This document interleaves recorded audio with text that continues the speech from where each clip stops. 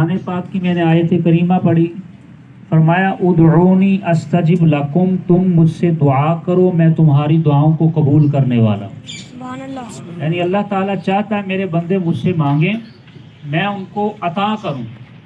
تو جب ہم مانگتے ہیں، جو بھی مانگتے ہیں، اور آج ہم اپنے وہ پیارے مشفق نمازی محترم جاوید صاحب کی بخشش و مغفرت رب سے مانگیں گے، اور پھر ہے بھی وہ ماہ رمضان المبارک کا مہینہ، اور جس بابرکت دن میں ان کو موت آئی وہ بھی جمعۃ المبارک تمام دنوں کا سردار ہے۔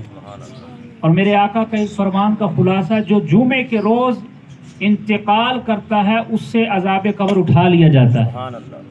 جمعے کے روز مرنے کی بہت زیادہ فضیلت ہے۔ اللہ نے ایک تو رمضان المبارک جو تمام مہینوں کا سردار وہ ان کو عطا فرمایا، پھر ایک جمعۃ المبارک جو تمام دنوں کا سردار وہ عطا فرمایا ہے، اور پھر کتنی پیاری موت ہے۔ بلکہ وہ تو مجھے بتایا کرتے تھے کہ آج میں فجر میں تو نہیں آ سکا، طبیعت زیادہ خراب تھی، لیکن میں صبح سے اٹھ کر نوافل بھی ادا کر رہا ہوں اور گھر میں ہی فجر ادا کر رہا ہوں۔ یعنی وہ تہجد گزار بھی تھے، تہجد گزار بھی تھے۔ تو انہوں نے اپنی زندگی جو ہے وہ مسجد کے ساتھ لگاؤ رکھا ہے ساری نمازوں کے وقت، بلکہ کسی نماز کے وقت نہ حاضر ہو سکنا تو اگلے دن یا اگلے روز آ کے آنکھیں نم ہوتی اور بڑے افسوس کے ساتھ کہتے تھے طبیعت خراب تھی، گھر میں نماز پڑھی مزہ نہیں آیا، دل کرتا ہے اللہ صحت عطا فرما دے مسجد میں ہی آنا جانا لگا رہے۔ اتنی ان کو محبت تھی۔ تو یقیناً یہی ادا اللہ کو ان کی پسند آئی ہے کہ مسجد کے ساتھ ان کا ایک تعلق، ایک ربط اور ایک کانٹیکٹ تھا، اور اللہ نے اس ربط کی وجہ سے یقیناً ان کو یہ بہت پیارا موقع، بہت پیارا مہینہ اور بہت پیارا دن عطا فرمایا ہے۔ دعا فرمائے اللہ ہمیں بھی ایسا دن اور ایسا مہینہ عطا فرمائے۔ بلکہ میرے آقا علیہ السلام کی خود خواہش تھی اس ماہ مقدس میں، اور حضور کی یہ خواہش تھی کہ میں روزے سے ہوں اور اللہ تعالیٰ کی طرف سے بلاوا آ جائے، روزے کی حالت میں اپنے رب کے پاس چلا جاؤں۔ یہ تو قسمت والوں کو مہینہ ملتا ہے، قسمت والوں کو یہ دن ملتے ہیں۔ بہرحال یقیناً اللہ تعالیٰ نے ان کی بخشش و مغفرت فرمائی ہے، اور رمضان مبارک کے صدقے مزید اللہ ان کی قبر و حشر کی منازل کو آسان فرمائے گا۔ تو ہمارا پہلا مقصد ہے دعا کرنا، اور جب اللہ تعالیٰ کی بارگاہ میں دعا کی جاتی ہے تو اللہ تعالیٰ اس دعا کو قبول فرماتا ہے۔ ایک تو قرآن پاک کی آیت، دوسرا حدیث پاک میں حضور علیہ السلام کا فرمان ہے کہ اللہ فرماتا ہے ان ربکم حی کریم یستحیی من عبدہ اذا رفع یدیہ ان یردہما صفرا۔ فرمایا لوگوں تمہارا رب بڑا ہی کرم کرنے والا ہے، بڑا ہی رحم فرمانے والا ہے، جب بندہ اس کے سامنے دعا کے لیے ہاتھوں کو اٹھاتا ہے تو اللہ فرماتا ہے مجھے حیا آتی ہے میں اپنے بندے کے اٹھے ہوئے ہاتھوں کو خالی کیسے موڑوں۔ اللہ تو چاہتا ہے میں اپنے بندے کو عطا کروں۔ مسجد نبوی کے کونے میں بیٹھا ایک بندہ دعا مانگ رہا تھا، اور اس کی دعا کے الفاظ تھے مالک میں تجھی سے مانگتا ہوں، تو ہی مجھے عطا فرما، انت ربی، تو ہی میرا رب ہے، لہذا تو مجھے عطا فرما، تیرے سوا میں کسی سے نہیں مانگوں گا۔ اب حضور علیہ السلام اس کی دعا کے الفاظ سن بھی رہے تھے، ساتھ ساتھ مسکرا بھی رہے تھے۔ میرے آقا نے صحابی کو جا کر بھیجا، فرمایا جاؤ جا کر اس کو خوشخبری دے دو کہ اللہ نے تیری دعا کو قبول کر لیا۔ اور پھر حدیث پاک بھی ہے فَإِذَا صَلَّيْتُمْ عَلَى الْمَيِّتِ فَأَخْلِصُوا لَهُ الدُّعَاءَ، فرمایا جب تم میت کا نماز جنازہ پڑھ لو تو پھر خلوص دل کے ساتھ اس کے لیے دعا کرو۔ اور ایک اور حدیث کا مفہوم یہ ہے مَلْمَيِّتُ فِي الْقَبْرِ إِلَّا كَالْغَرِيقِ الْمُتَغَوِّسِ يَنْتَظِرُ دَعْوَةً، فرمایا جب مردے کو تم دفنا کر واپس آتے ہو نا تو اس کی قبر میں حالت ایسے ہوتی ہے جیسے کوئی پانی کے اندر غوطے کھا رہا ہے، کیونکہ جب بندہ دنیا کی رنگینیاں، یہ رونقیں، یہ چہل پہل، یہ ہریالی، یہ سر سبز و شاداب کی سب کچھ چھوڑ کے جاتا ہے نا، تو اندھیری قبر میں کیفیت جو میرے آقا نے بیان فرمائی وہ ایسی ہوتی جیسے کوئی پانی کے اندر ڈوب رہا ہے، ہوتے کھا رہا ہے۔ فرمایا ینتظر دعوتاً، اس حالت میں وہ مردہ تمہاری دعاؤں کا انتظار کر رہا ہوتا ہے۔ اور جب دعا کی جاتی پھر ہوتا کیا ہے، مفہوم ہے حدیث پاک کا، مسلم اور بخاری کی حدیث ہے، حضور نے فرمایا جب میت کا ایک درجہ جنت میں بلند کیا جاتا ہے نا تو وہ سوال کرتی ہے مالک سے، یا اللہ میرا رتبہ یہ درجہ کیسے بلند کر دیا گیا، حالانکہ نامہ اعمال کا سلسلہ تو منقطع ہو گیا ہے، اب میرا درجہ کس وجہ سے بلند کر دیا گیا؟ تو اللہ فرماتا ہے تیرے اہل خانہ نے تیرے لیے دعا کی تھی، اس دعا کی برکت سے ہم نے جنت میں تیرا درجہ بلند کر دیا۔ تو یہ دعا کے بڑے فوائد ہیں۔ اللہ تعالیٰ منازل کو آسان فرما دیتا ہے. اور جب ہم دعا کرتے ہیں یقیناً ہماری دعا مرحوم کے حق میں اللہ تعالیٰ قبول فرماتا ہے. تو پہلا مقصد ہمارا دعا کرنا ہے. دوسرا ایصال ثواب. ایصال ثواب یعنی کسی نے کلمہ طیبہ پڑھا، کسی نے درود شریف پڑھا، کسی نے قرآن پاک پڑھا، کسی نے کچھ نہ کچھ پڑھ کے اب جب وہ تمام ہم مرحوم کو ایصال کریں گے تو اللہ تعالیٰ اس کی برکت سے ان کی منازل کو مزید آسان فرمائے گا.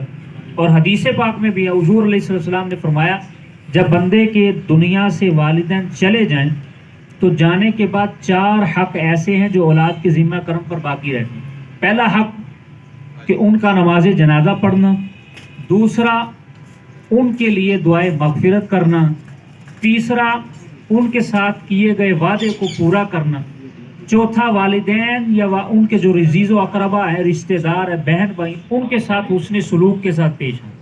یعنی والد وفات پائے تو چچا کے ساتھ، تایا کے ساتھ، پھوپھیوں کے ساتھ حسن سلوک کے ساتھ پیش آنا یہ اولاد کا حق ہے. ماں وفات پائی ہے تو خالہ کے ساتھ، ماموں کے ساتھ حسن سلوک کے ساتھ پیش آنا یہ اولاد کا، والدین کا حق ہے اولاد پر. اور ایک حدیث میں تو یہاں تک آتا ہے حضور نے فرمایا اگر بندے کی ماں چلی جائے نا، وفات پا جائے، تو ماں کے جانے کے بعد جب اولاد اپنی خالہ کے ساتھ حسن سلوک کے ساتھ پیش آتی ہے تو اللہ اس عمل کی برکت سے ماں کی قبر میں ٹھنڈک اور راحت پیدا فرما دیتا ہے. سبحان اللہ. تو یہ اولاد پر یہ چوتھا حق ہے. اور ان کے لیے دعائے مغفرت کرنا، ان کے لیے صالح ثواب کرنا. اور حدیث پاک میں ہے جب بندے کے والدین یا ان میں سے کوئی ایک دنیا سے چلے جائیں اور اولاد جمعے کے روز والدین یا ان میں سے کوئی ایک کی قبر پہ جا کے سورہ یاسین کی تلاوت کرے گی اور ان کو اصالہ ثواب کرے گی. جو اولاد جمعے کے روز اپنے ماں باپ کی قبر پر جا کر سورہ یاسین کی تلاوت کرے گی اللہ تعالیٰ اس عمل کی برکت سے اس کی اور اس کے والدین دونوں کی بخشش و مغفرت فرمانا. یہ حدیث پاک. تو اصالہ ثواب اس لیے کیا جاتا ہے بعض اوقات اولاد کے حق میں بھی بہتری ہوتی ہے اور بعض کا جو مرحومین ہیں ان کو بھی اس کی ضرورت ہوتی ہے. حدیث پاک میں حضور علیہ السلام ایک قبر پر کھڑے تھے تو میرے آقا علیہ السلام نے اس قبر پہ کھڑے ہو کے نا تسبیح پڑھی، پھر لمبی تکبیر کہی. اس کے بعد صحابہ نے بھی دیکھا تھا کہ تسبیح پڑھی، تکبیر کی، پھر دعا کی. عرض کی یا رسول اللہ آج ایک خلاف معمول عمل کیا ہے، آپ نے لمبی تسبیح بھی پڑھی ہے، تکبیر بھی کی ہے، وجہ کیا ہے؟ تو میرے آقا نے ارشاد فرمایا صحابہ میں نے اپنی نگاہ نبوت سے دیکھا کہ اس قبر والے کی قبر کو تنگ کر دیا گیا. جب میں نے تسبیح اور تکبیر پڑھی اللہ نے اس کی برکت سے اس کی قبر کو کشادہ کر دیا تھا. تو بعض اوقات اصالہ ثواب اس لیے بھی کیا جاتا ہے کہ اگلی منازل آسان ہو جاتی ہیں. اور ایک اور حدیث میں حضور نے فرمایا جب میت کے اہل خانہ کی طرف سے اس کے لیے کوئی چیز صدقہ کی جاتی ہے تو وہ صدقہ حضرت جبریل امین ایک تشت میں ایک تھال میں لے کے اس میت کے سرانے کھڑے ہو کر کہتے ہیں اے فلاں بن فلاں یہ تحفہ تیرے اہل خانہ نے تیرے لیے بھیجا ہے.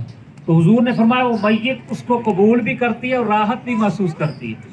اور ارد گرد کی اطراف والی قبروں کے یہ مردے میتیں یہ منظر دیکھ رہے ہوتے ہیں اور حسرت کر رہے ہوتے ہیں کاش کہ ہمارے بھی اہل خانہ ہمیں کوئی تحفہ بھیجتے تو جبریل امین اس نے اتنے پروٹوکول کے ساتھ ہمیں بھی تحفہ پیش کرنے آتے.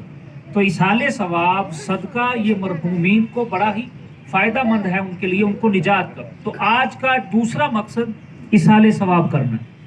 تیسرا جو پسماندگان ہے مرحوم کے جو لواحقین ہیں ان کے ساتھ اظہار تعزیت کرنا ہے.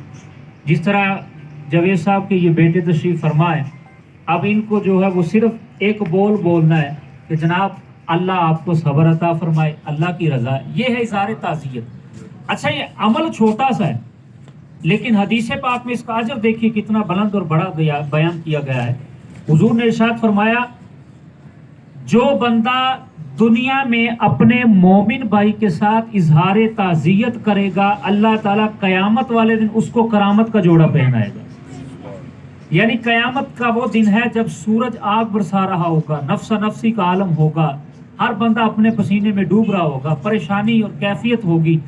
اس عالم میں اس کیفیت میں جنہوں نے کرامت کے جوڑے پہنے ہوئے ہوں گے وہ لوگ ہوں گے جو دنیا میں اپنے مسلمان بھائی کے ساتھ اظہار تعزیت کیا کرتے تھے. اور پھر خود حضور سے بھی ثابت ہے، میرے آقا علیہ السلام نے بھی دیگر صحابہ کے گھر جا کر اظہار تعزیت کی ہے اور ان کے دکھ میں برابر کے شریک ہوئے ہیں. تو اللہ تعالیٰ کی بارگاہ میں دعا ہے اللہ تعالیٰ محترم جاوید صاحب کے درجات کو بلند فرمائے، ان کی قبر کو جنت کے باغوں میں سے باغ بنائے، اور ان کی آخرت کی تمام منازل کو آسان فرمائے، اور ان کے جو بیٹے ہیں اہل خانہ ہیں ان کو صبر جمیل عطا فرمائے۔ وما علیہ الا البلاغ۔